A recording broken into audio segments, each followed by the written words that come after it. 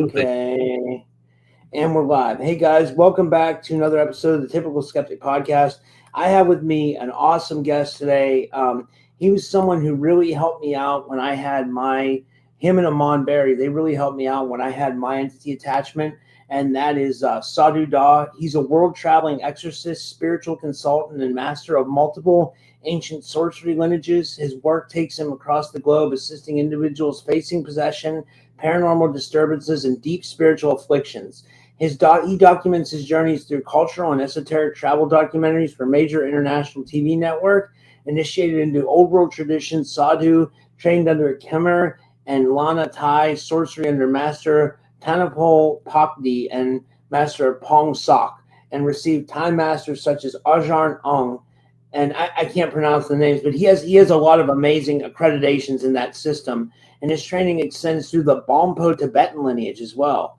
You know, Sadhu blends ancient occult knowledge with hands-on exorcism experience, offering powerful rituals, protective magic, amulets, healing, and deep spiritual clearing. His website is thesadudah.com, and his YouTube is youtube.com/@Sadhu Dah. And I'd like to give him a big warm welcome back to the show. Sadhu, thanks so much for coming back on, man. How are you? I'm good, man. It's good to see you. You're definitely one of the hosts that I feel like I have a lot of good rapport with, you know? Absolutely. Yeah. Like I said, you guys helped me out big time when I was going through my thing, so, I love what you do. So, it's always good to have you on, Yeah. Much appreciated, man. And I'm glad things have gotten better. And, it was one of the things that, I feel like is important for people to understand, especially being a firsthand lived experience for yourself. Hauntings don't resolve overnight, do they? No, it takes months. You know what I mean? Mine could have been years, honestly. You know what I mean? Like, and I feel like sometimes it like flares up during full moons, if that makes any sense. I don't know why that would be, Well, a lot of that has to do with, what people tend to call the veil, right? You just have to think of a frequency and its bandwidth being extended, if that makes sense. And so during full moons, that bandwidth is extended a bit. And a common misconception that people get is like when they talk about the witching hour, they're like, oh, it's because the veil is thinner at that time. That's not actually what is happening. What happens in a period of like, the twilight hours versus a full moon is the full moon, we have that bandwidth expansion that I was mentioning. But in the twilight hours, what you're actually seeing is a easier time for manifestation and kind of like entity bridging or moving around due to the characteristics of the ultraviolet field, right? So when we're talking about light and the absence of light, these entities kind of fill space in a different way than we do, because we're physically solid and they're quasi-physical. So just a little tidbit there to start us off.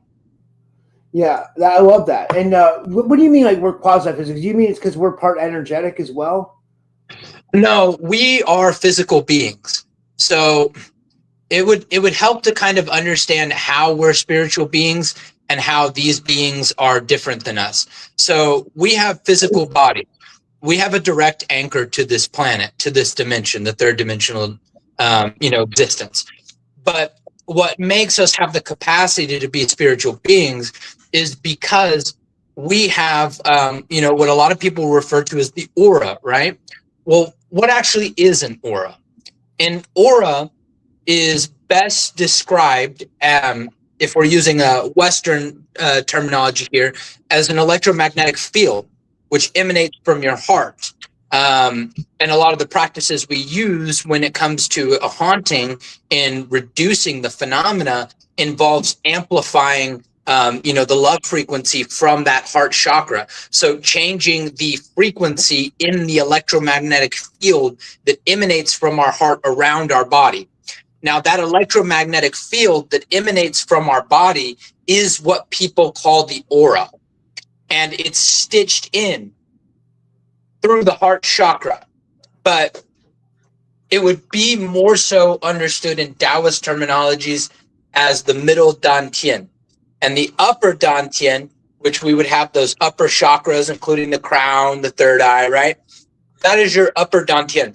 Your upper dantian consumes qi, whereas the middle dantian kind of acts as a highway system. It transfers energy.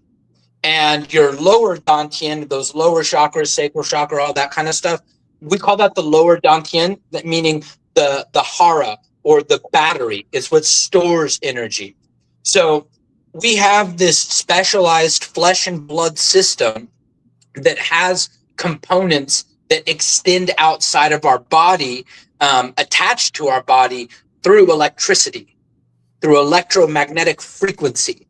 And these quasi-physical beings, they have a spiritual resonance or a kind of astral projected form, or like an orb, right? So they travel in a non-localized body from their dimension.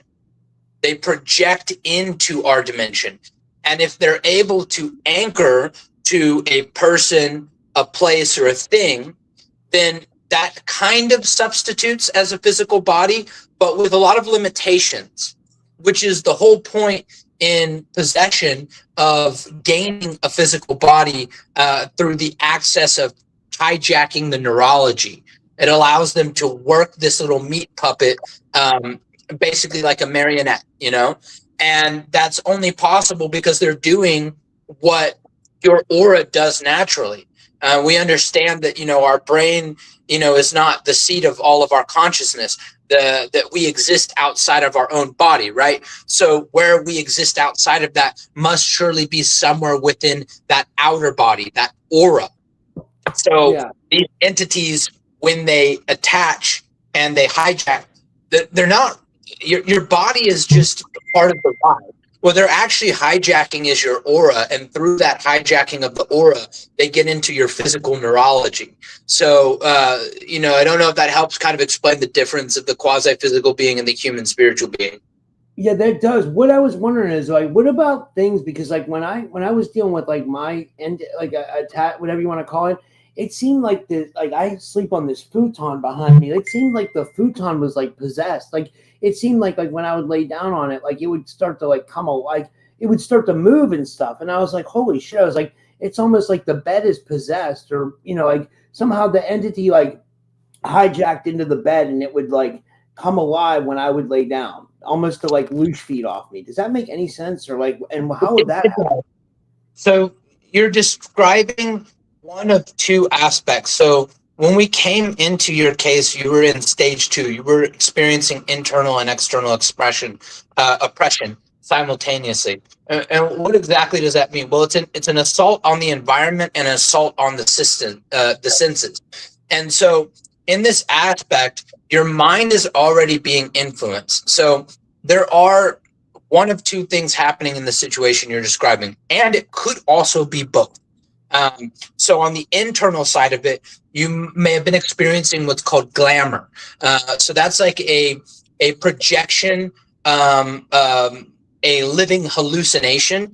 Now, there are aspects of it happening in your mind, but that doesn't mean that it's all in your mind.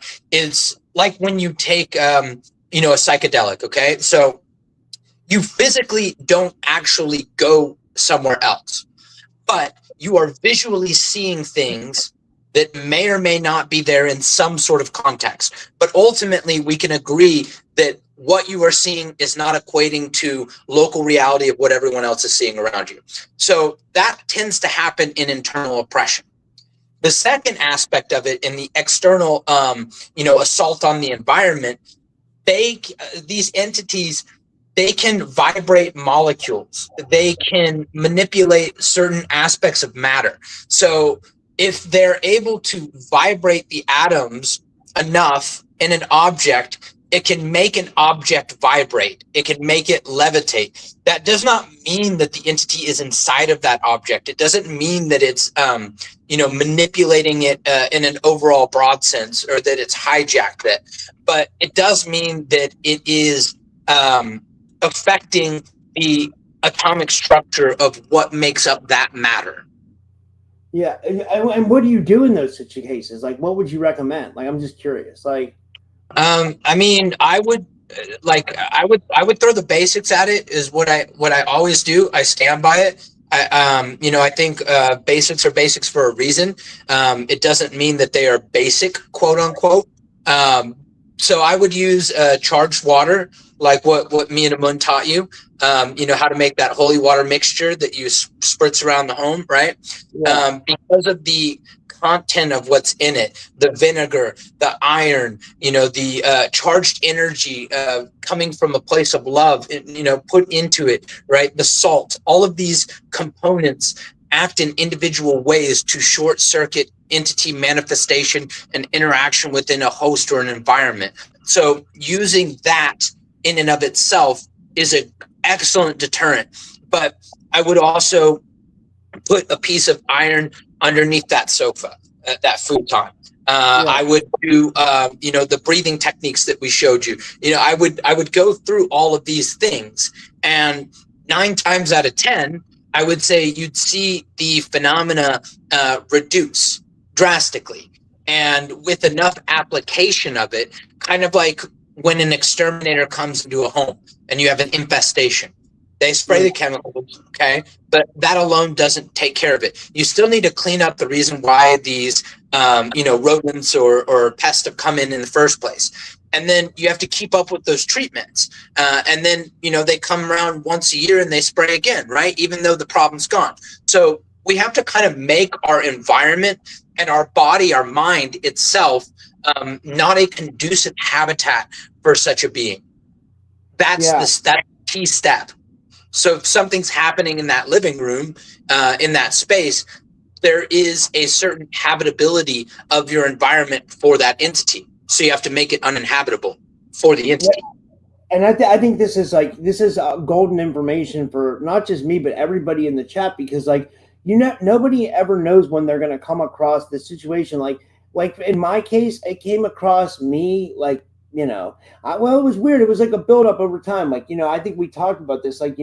When my ex-girlfriend from 3 years ago was here, it started with her. Like something was touching me at night. Then it progressed and it felt like entities were coming off the floor. And then it was just it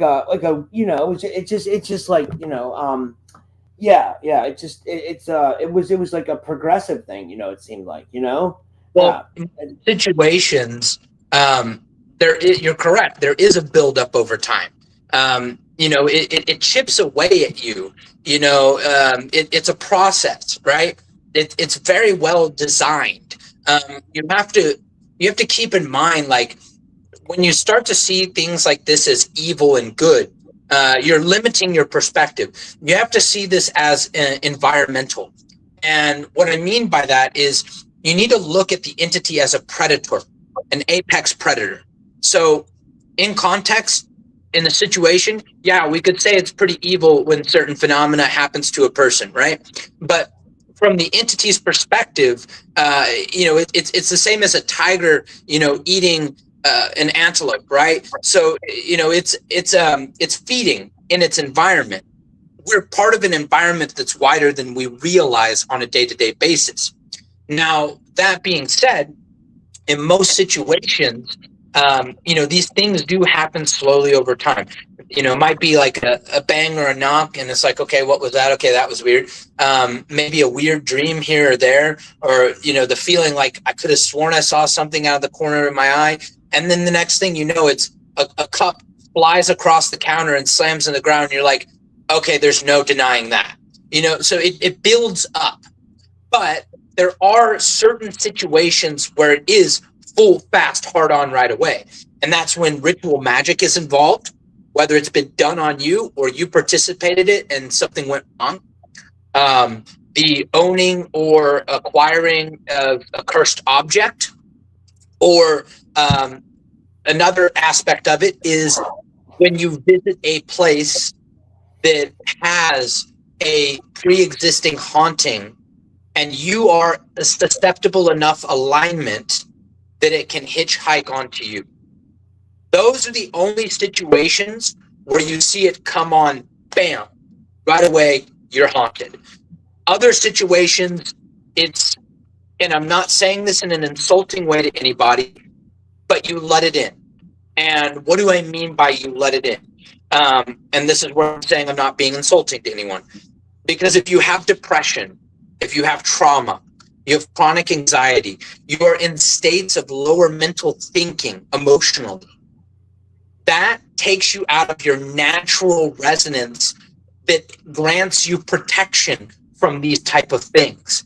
And when we fall into these lower kind of states, we become in closer alignment with these lower vibrational parasitic or predatory entities. So that's why it goes all the way back to the number one way to prevent these things from happening is exactly that: preventative measures, bettering your own mental state and taking care of yourself. Having, the vinegar sea salt bowls, or, the charged water spritz around the house, engaging in meditation, yoga, doing things that are good for your body and your spirit and your mental health. These things are not absolutely guaranteed to prevent it, but it's the same as, a doctor tells you to eat healthy and with a good diet, you're probably going to live a long life. People still get cancer. Yes. People still get sick, right? But overall, a better diet does equate to better health. Same thing here in this context. Yeah. This is a question in the audience from Aussie Ann. She says, when we're dealing with these things, she says, firstly, do we have to clear our own fields and close our own doors? So I'm going to address both parts of that separately. So in closing your own doors, I'm assuming you mean channels of communication with some type of, higher being, spiritual guides, or, traditional workings or whatever that you do. And I would say it depends. So if it is a serious and malevolent haunting, then yes, you're putting your home into lockdown. Nothing is allowed in or out, because what is going to happen is entities like this are going to pretend to be your spirit guide. They're going to pretend to be your familiar, your deity, this kind of thing. So if we create a lockdown situation and we're only aligning with positive, and when I mean positive, I mean engaging in heart coherence and raising the frequency of our electromagnetic field, then the only thing that is going to come in as far as door opening would be something of a divine nature. So yeah, in the beginning, you would close down all doors, because the only doors that you're going to be opening after that are the only doors that are only divine doors that can be opened when you're in that raised state. Now, the second aspect of that, do you need to clear your own fields? Absolutely. Would it make sense for me to change my clothes and wear clean clothing if I'm covered in mud? No, the clothing will get dirty. So what we have to do is we have to address the home in the same way that we address the body. We clean both of them, inside and out. You're going to be doing cleansing on yourself the same as you're going to be doing cleansing on your home. But as something that our host here can probably let you know, once something has progressed to a certain point and it is internally breached, once you kick it out of you, prepare for a fight in the home. And that's a positive sign, because that means it's no longer a new. It's the part of hauntings that a lot of people don't really talk about in the field. Once you have an extreme haunting that's progressed to a certain point, when you regress the phenomena out of the body back into stage 1 or late stage 1, you will see a huge uptick in phenomena in the home. And that's when you start focusing on the home environment even more than your personal self. I agree 100%. Yeah. That's the way it was for me. Yeah. I was going to say, I know you wanted to talk about some of the stuff you do in the East, and we were going to talk about your secrets of being an Ajarn, as well.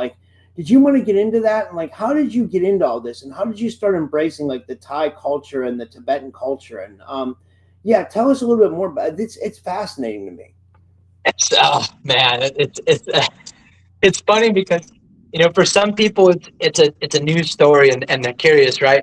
And it's one that I've told to death so many times. But you know, the Cliff Notes version, I'll take you to the interesting part of it, but the Cliff Notes version was that when I was younger and I was you know, in my late teens in the US, I met a monk, and I ended up learning from him and kind of following him around a bit, and ultimately becoming an acolyte, a student, a disciple, whatever you want to say. I took everything this man said, you know, as the almighty truth, and I learned so much from him, to the point that, you know, when I, you know, started going to Thailand, I was getting to see behind the curtain, more of the magic, more of like the weird stuff that happens. And then when I moved to Thailand, I ended up getting in touch with his brother. So this monk's brother was a Lersi, which is like a forest shaman. And I ended up living with him for some time. And I went through some really intense and rigorous training processes. Like, you know, like in some of those kung fu movies, they show like the old ways, like the wax on, wax off, and like, you know, the paint the fence and stuff. So it's like you have that like old school traditional way that's like very grueling. And sure, there are more modern ways that can be just effective, but, you know, they kind of shape you in a different way. So, you know, I had having to confront, you know, death itself as part of my practice. And I got locked in a coffin with holes in it with a recently deceased body. And I had to sleep next to it, and basically ponder on mortality. That experience gave me nightmares. I'm not even gonna lie to you about that. That really, really messed with my head.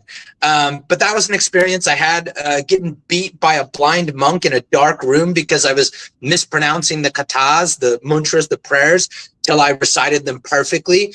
There was a lot of just, I mean, now I just kind of call it ridiculous, you know, but there were a lot of these like situations that I went through, tracking down, you know, these masters that like lived out in the boonies in the middle of nowhere, not even having an address, just having a name, and like going in and asking around in this village, like, do you know where Ajarn Aung is? Like, you know, like Yonai Ajarn Aung, you know, like, and just like trying to find these people. And then like, it was just like, gosh, how could I even begin to, you know, encapsulate all of it? But, you know, I played with cobras, venomous cobras, wrapping them around my neck in ritual ceremonies. I've seen monks levitate. I've seen cigarettes smoke themselves by an invisible entity down in like a second, just like, I've seen wooden masks not being worn by people. The lips move, you know, I've seen all kinds of weird things, but ultimately, you know, what I gained from the Thai culture was a sense of coming home. I grew up in a very Christian household. I have no personal issues with any specific religion. I believe that whatever someone's personal preferences are, if they lead to, you know, inner development and growth for you, if they help you with aligning to, you know, a sense of morality, then whatever, man. Like, everyone's journey is their own journey. I'm not one to judge, but it didn't work for me personally.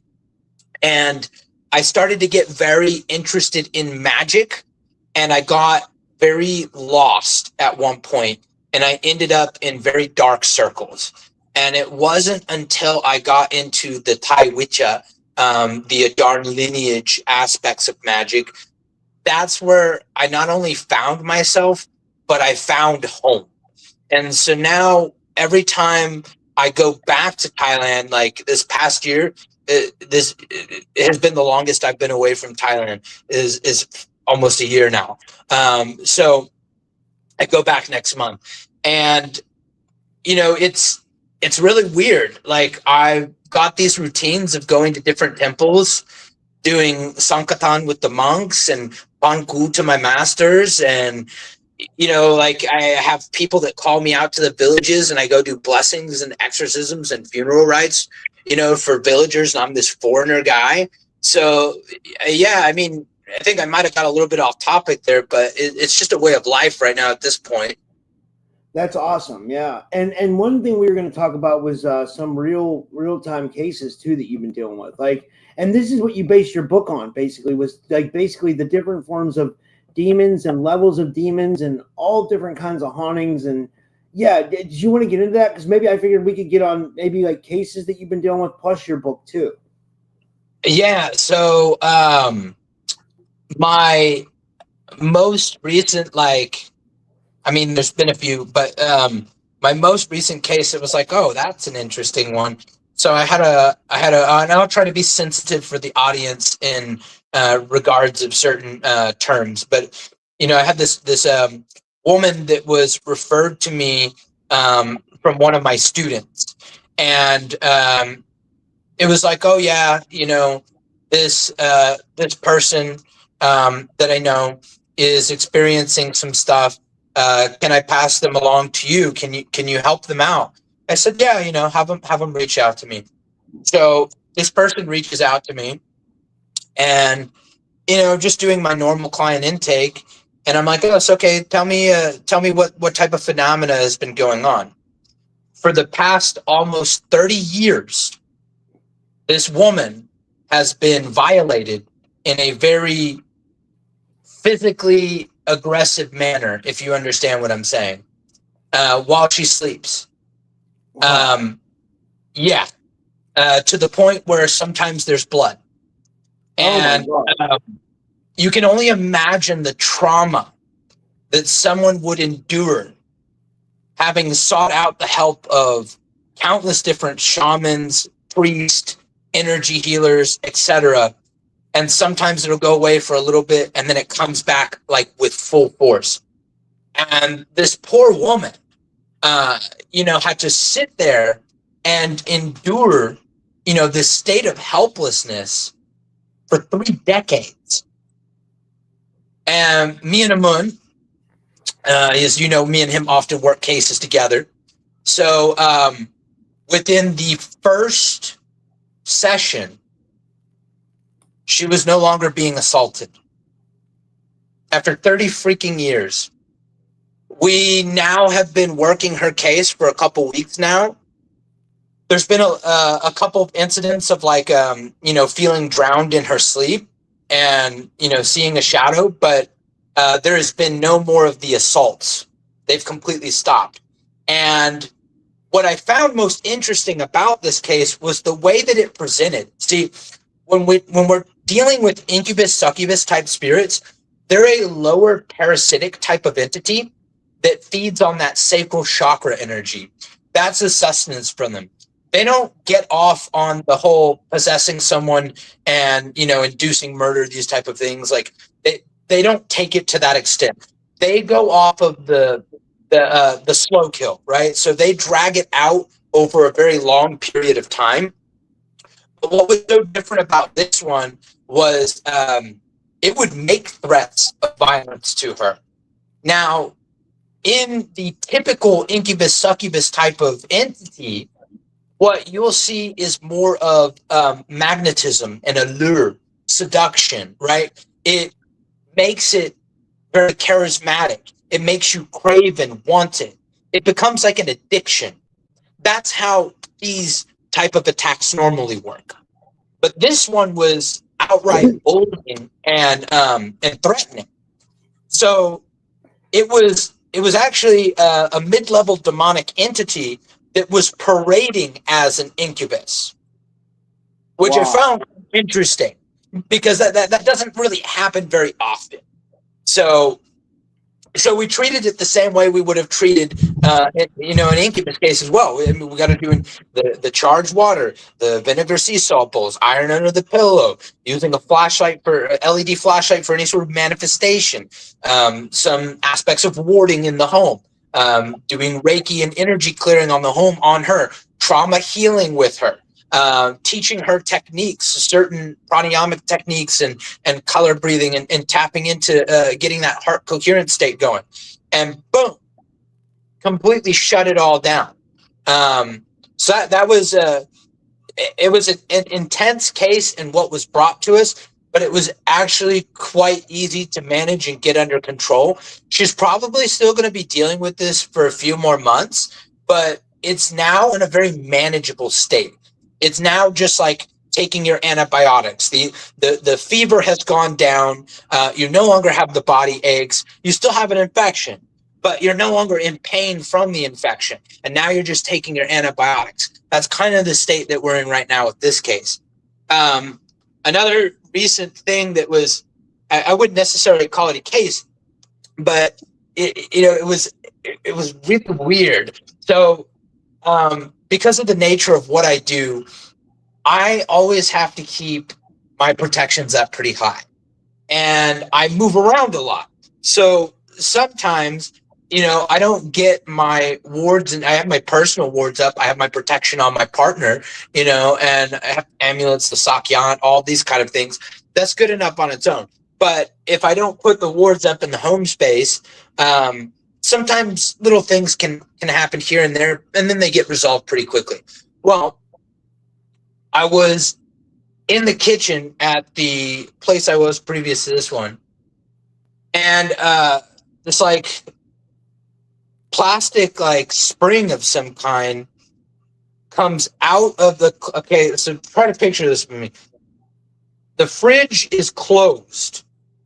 I'm standing in front of the fridge, and through the closed door, solid metal door, a plastic clip of like, I don't know, it looked like some kind of spring, snaps and shoots through the metal and hits me in the chest and falls down on the ground. Whoa. And I'm like, okay, that's not ideal. And I'll explain why. So we have to understand what an apport is first. So an apport is an object that will manifest from another dimension in order to create an anchor point for an entity.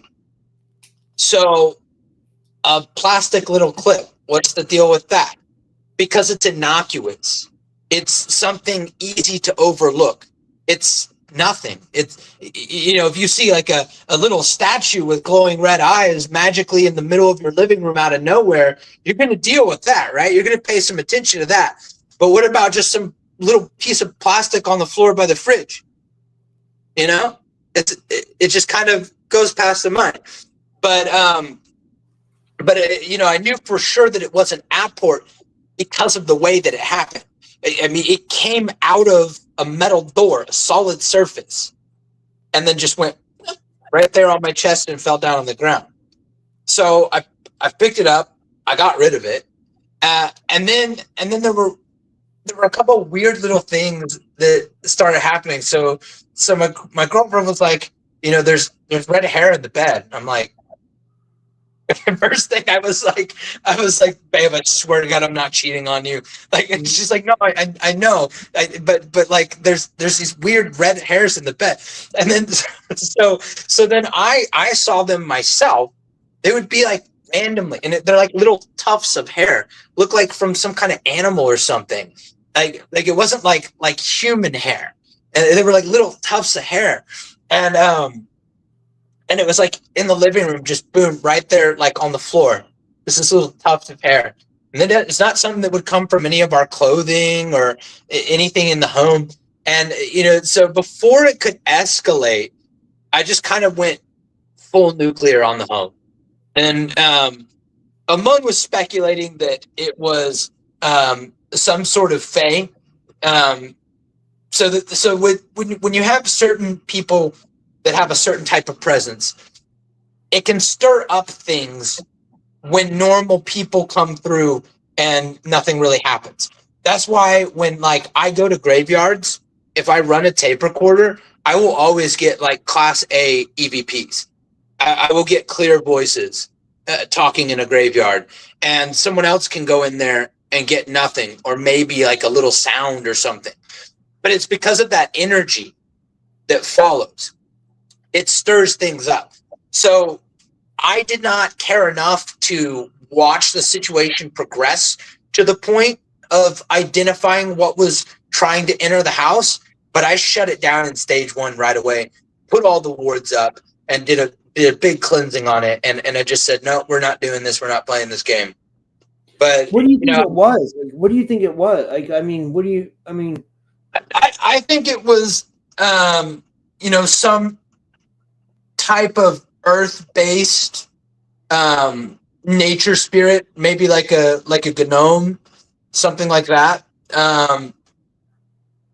But the honest truth is, I didn't let it progress enough to identify it strongly.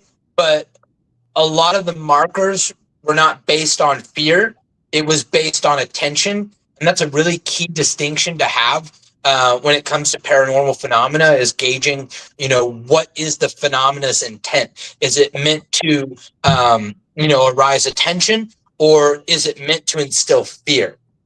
Because if it's ever meant to instill fear, like, you got to nuke that right away, man. It's not good. No, like, there's no point in discussing it beyond get rid of it, But when it is about attention, the first thing that comes to mind, in situations is like, have you have a loved one that passed recently?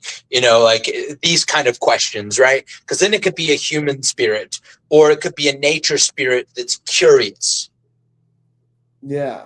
I wonder what the hell. Yeah, that's interesting. I mean, that's so. Yeah, holy shit! Like, and it's crazy to think like all this stuff is actually real. Like gnomes, spirits, fairies, like they are. It's all real, right? It's all like, yeah. That's the thing is, real and what matches the lore are different. So, for example, because of the cultural and religious context surrounding Jinn, they are, seen as this very, specific thing. Whereas in reality, if you look at it contextually, Jinn are just a geographical variation of the Fae that we find in North America and parts of Europe. Jinn are incredibly similar to Fae. I would liken them to being cousins, essentially. It'd be like, for example, if I were to compare a tiger and a lion, they are very different animals, but we can both agree that they are big cats and that they share, some genetic makeup, right? So these are two entirely different animals, but they have a lot of overlap. So it's the same with like Jinn and Fae.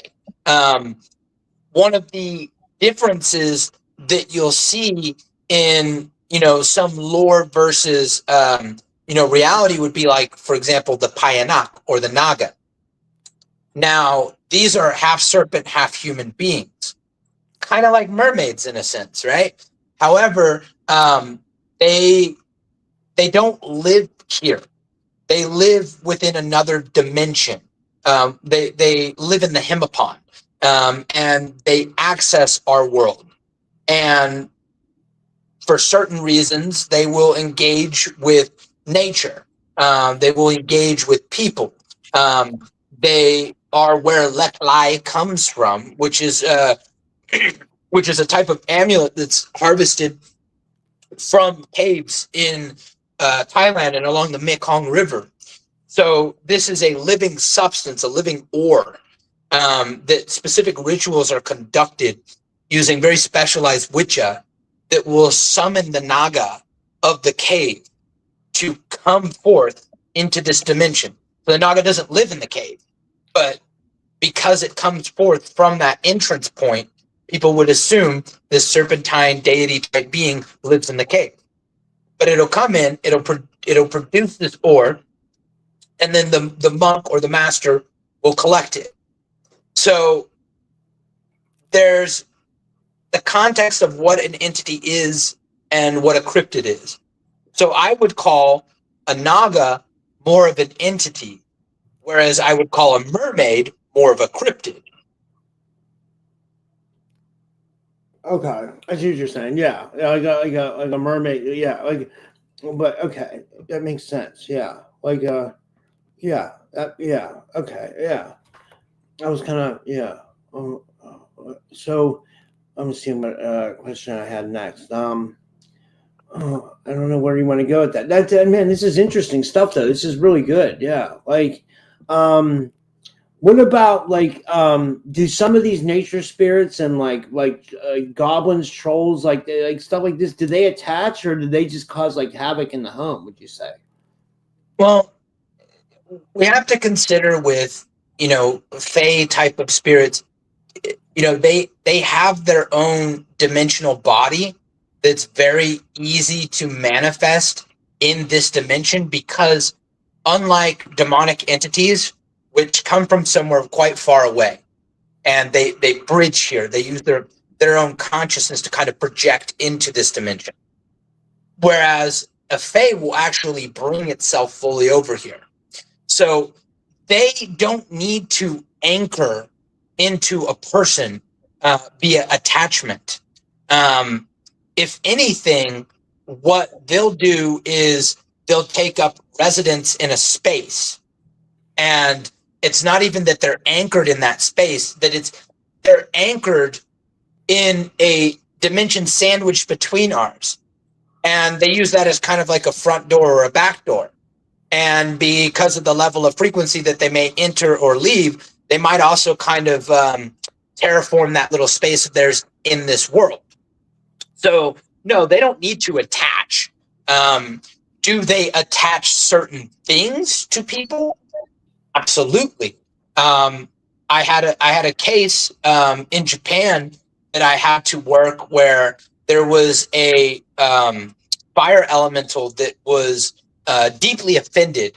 I had a client that I did a lot of work for, and he lived in like the Gunma-kin prefecture, and so he would go out to this field on some holidays, and he would light off these like fireworks and just party and have fun with his friends. Rather innocent overall.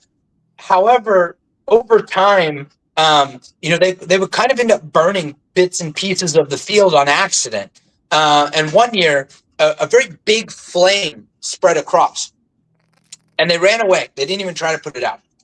And fire department gets involved, all that. Nobody was harmed. Everything was okay. But about a month afterwards, he was in 4 different house fires and 2 different hotel fires.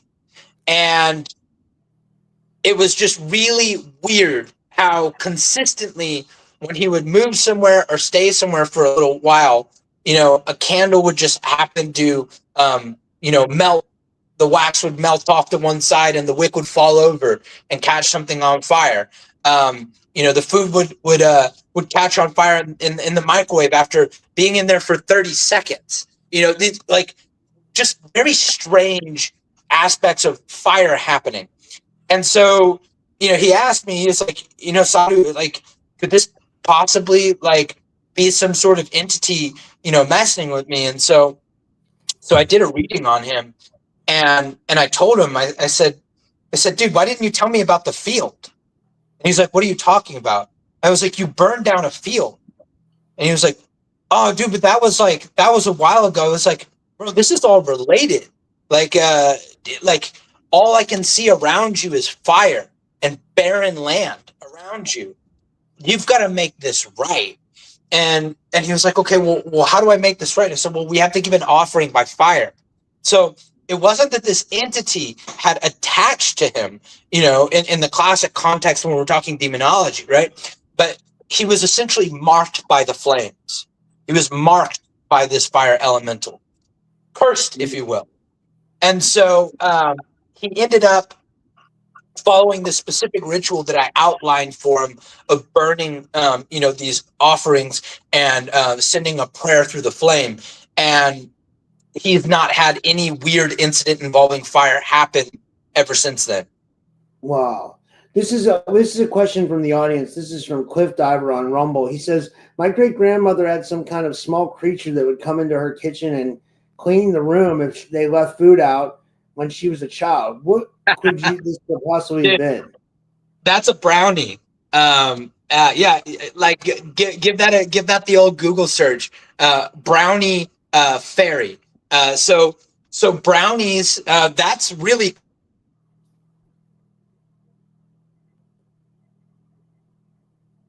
and there's not too many reports on them these days, but they used to be quite common, like back in like the 1500s.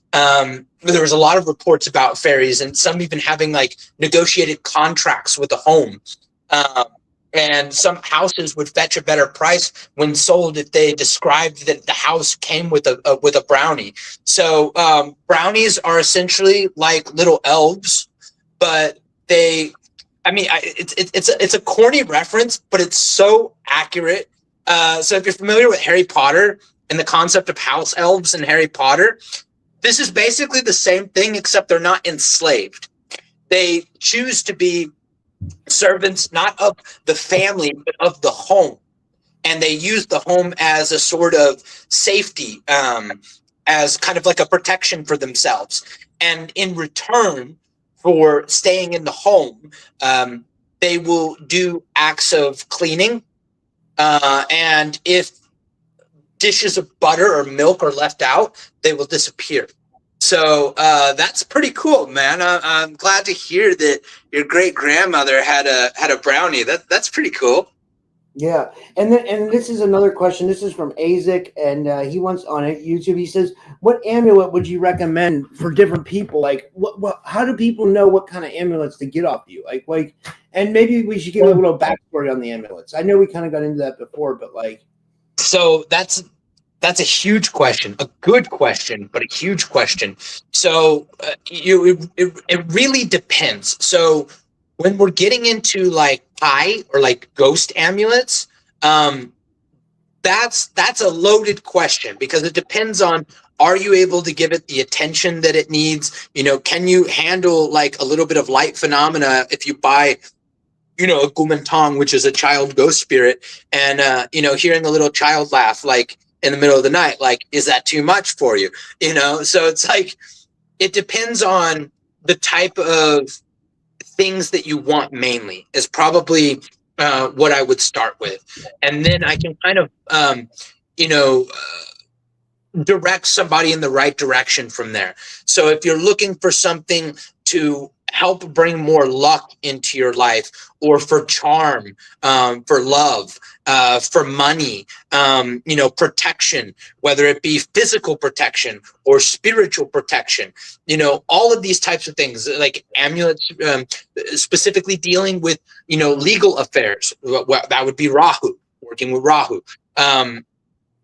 Honestly, most people that buy amulets from me, I always encourage them, if they don't start out that way, if they're asking me about an amulet, I ask them, well, what is it that you actually need, rather than focusing on the aesthetics of an amulet that looks cool to you. So I ask them, what is it that you need in your life, or what do you not want in your life?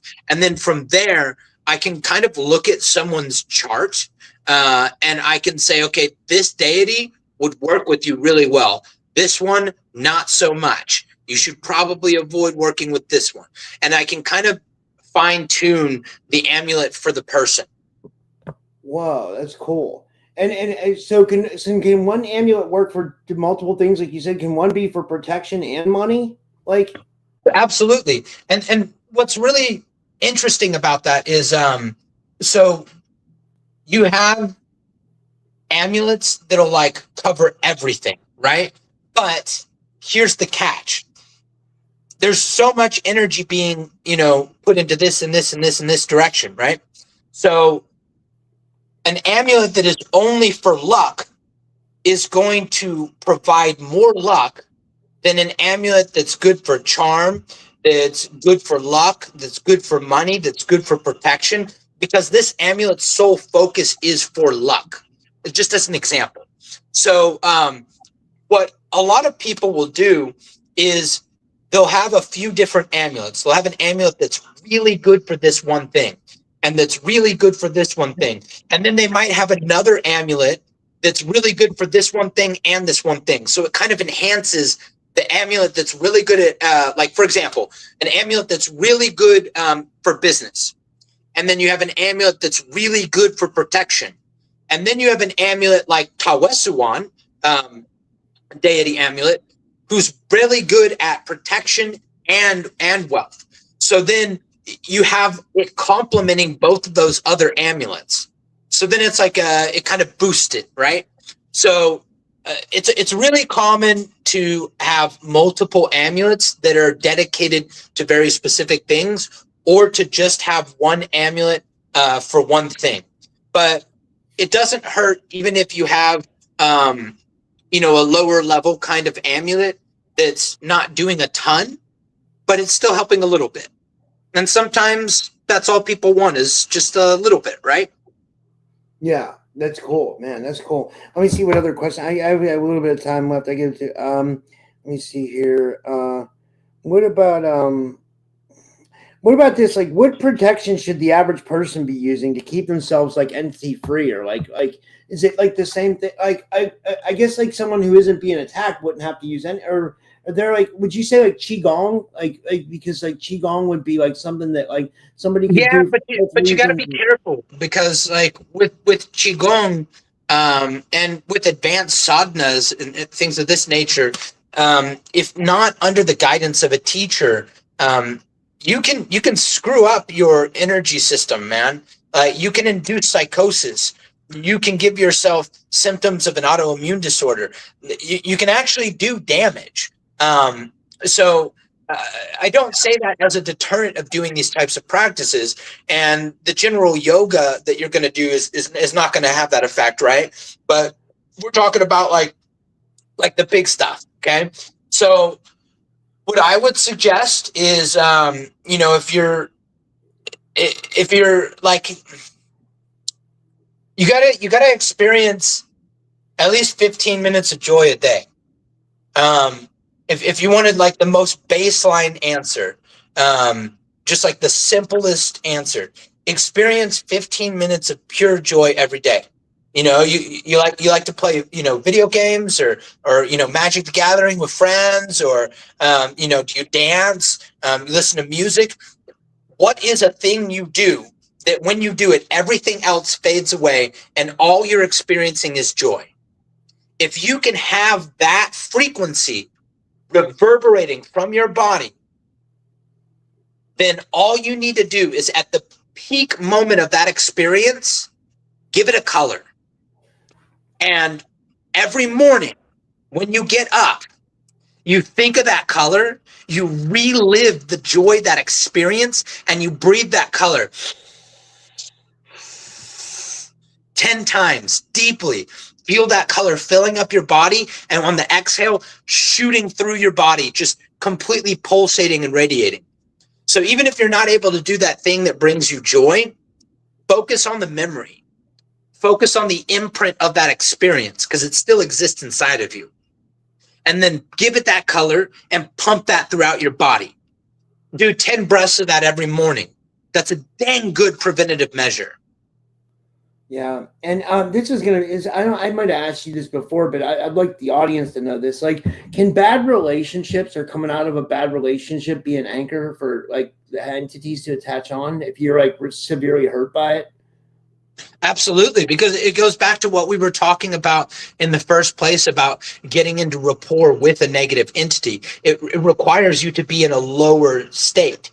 So if I'm experiencing, you know, post relationship trauma and, you know, all the baggage of depression and emotional pain that comes with that, that can be, I'm not saying it will, but it can be enough to open that door. Now, in order for that to happen, one must be susceptible in the first place.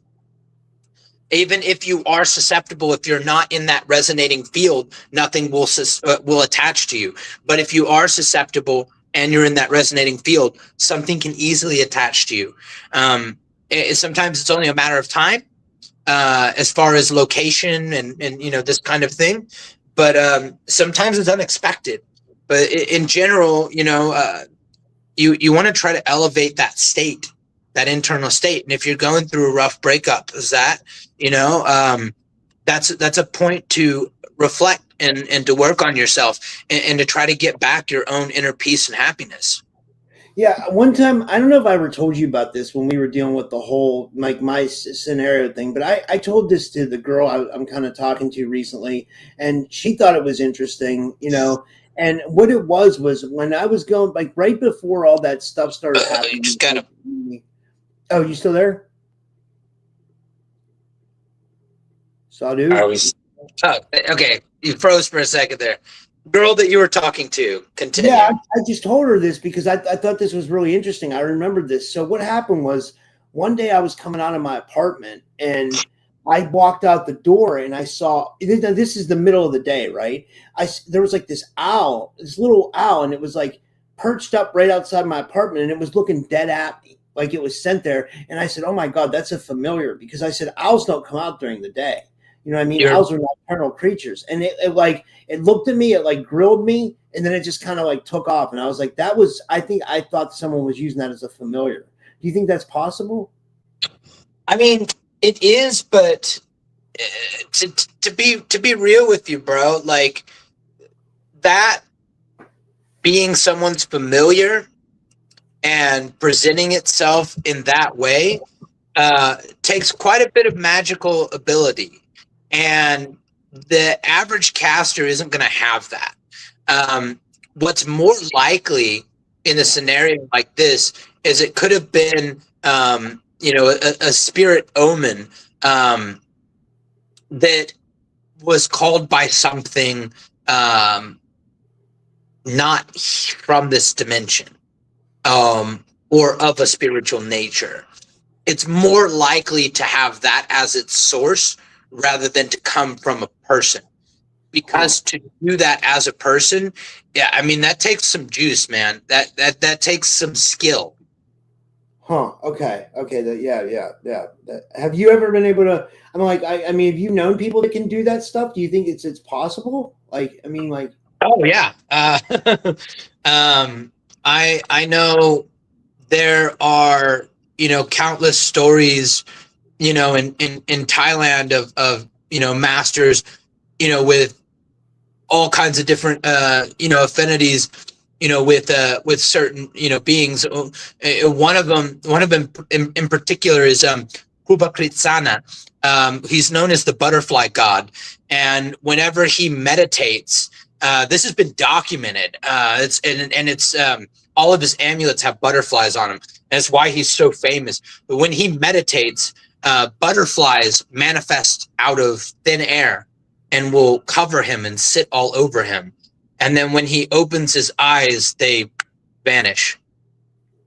Wow. What do you? This is a side question, but what do you feel about the nature of reality then? Like that we're able to do these magical things and like we're able to manifest things like that. Like, what do you feel? Do you feel like our reality is holographic in nature, or what do you think? What do you think about this reality and like who created it, and who created us and stuff? That's kind of a loaded question. I'm sorry. I just figured I would ask you real quick before we finish up.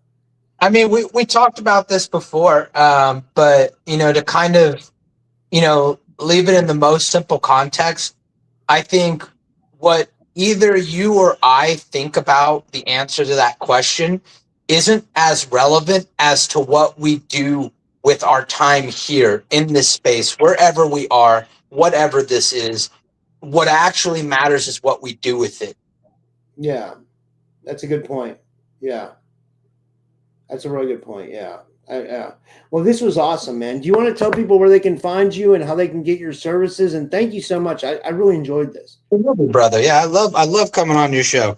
Yeah, it's www.thesadudah.com, THESADHUDAH. From there, you can find my Patreon, my YouTube, my Etsy shop, my books, like everything to do with me. You can contact and reach out to me. It's all there on the website. All right. Well, thank you guys. And thank you everybody. And thank you, Sadu, and have a good night, everybody. And until next time.